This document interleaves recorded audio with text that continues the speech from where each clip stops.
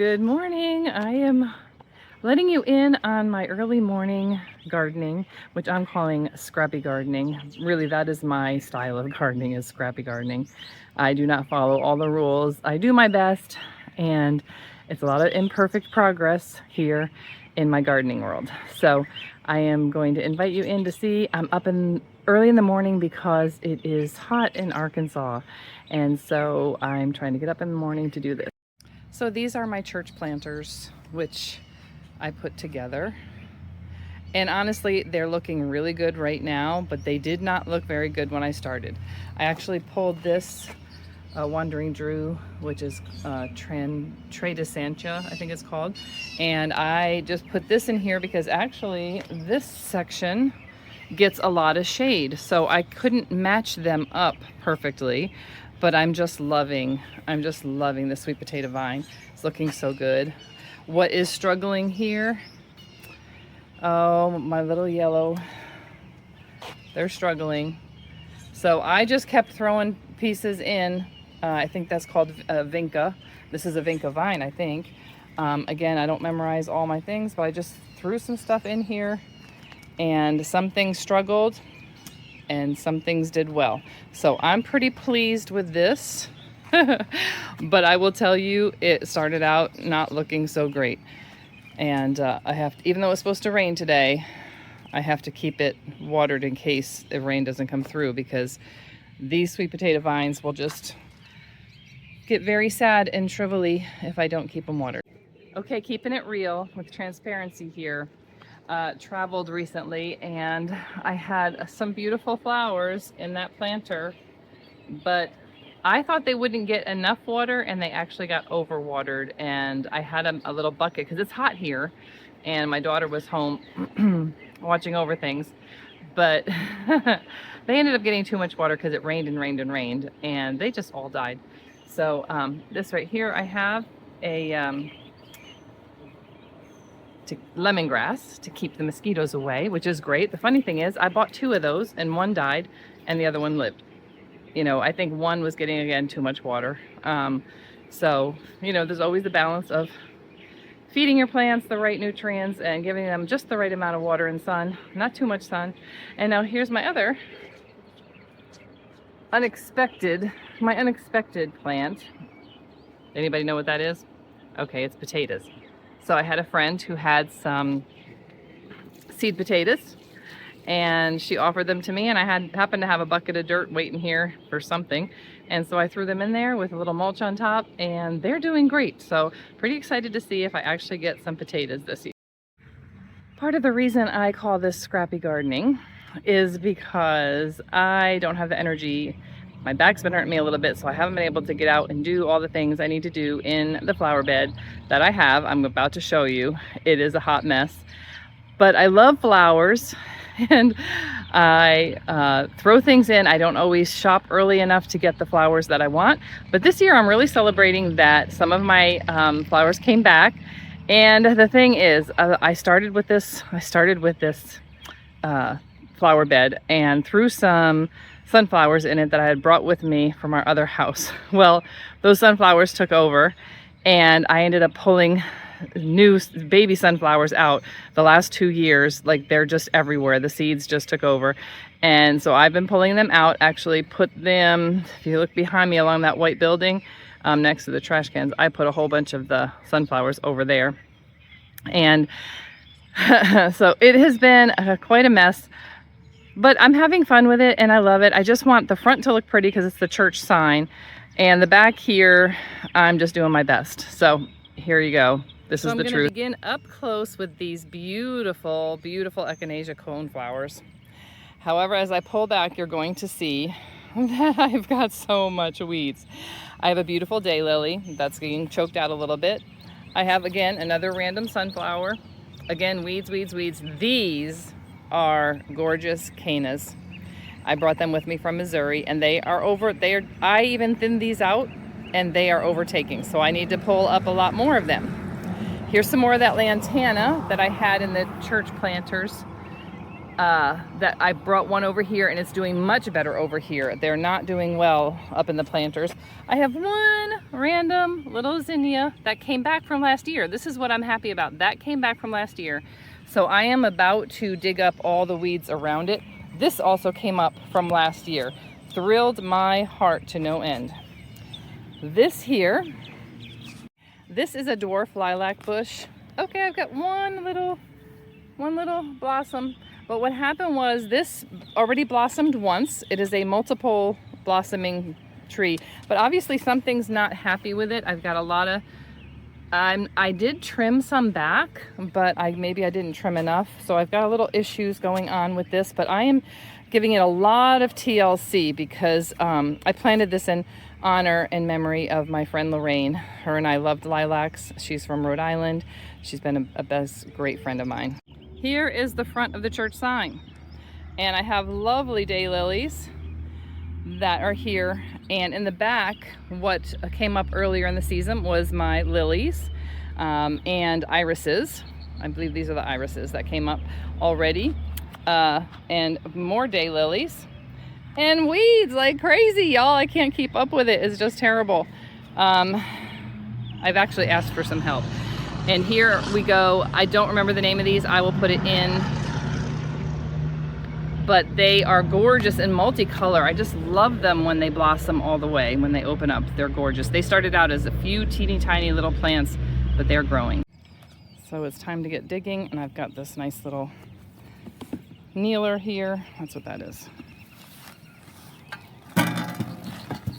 There we go. Got a kneeler. Helps me. Saves my back a little bit. Time to dig up some weeds.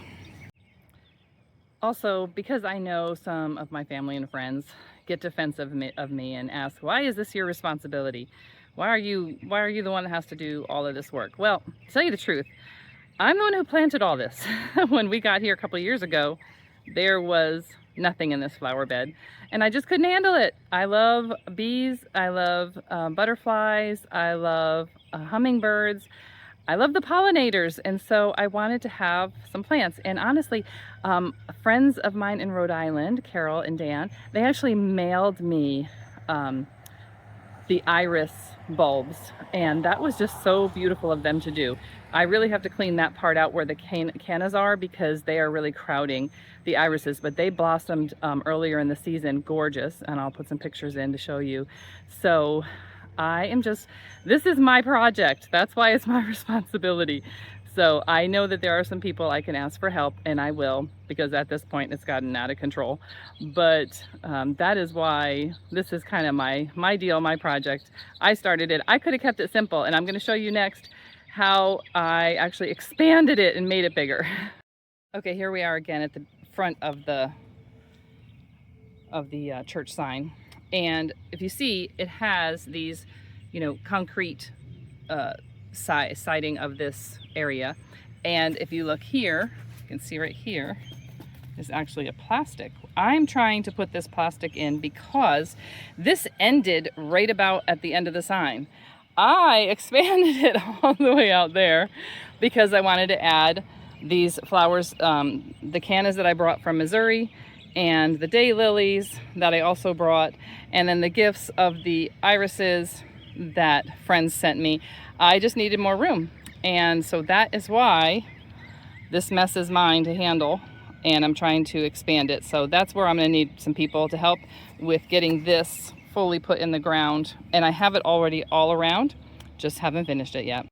Alrighty, so I have given this zinnia, I believe it's a zinnia, room to bloom. I have gotten all of this out of it to throw away, and now it has a little bit of room, and I found a second one as well. There we go.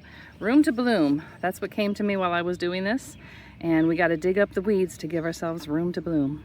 I'm taking a little break in the shade while I cool off a little bit.